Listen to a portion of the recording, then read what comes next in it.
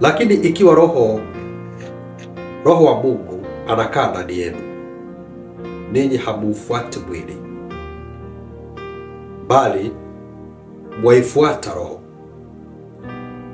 Lakini mtu awaye yote asipokuwa na roho wa Kristo, huyo si wake. Hicho ni kitu ambacho inahitajika tukakiangalia sana, kwa sababu Paulo akiwafundisha wapendwa hawa alikuwa anawaambia umuhimu wa kuwa na Roho Mtakatifu wa Mungu. Na kama vile nilivyokutangulia ni kwamba Roho Mtakatifu wa Mungu ako na kazi nyingi sana katika maisha yetu. Yeye ni mwalimu, yeye ni mwombezi, yeye ni rafiki, yeye ni mfariji. Yuko na kazi nyingi. Na kwa hivyo tunaona katika neno hili ya kwamba mtu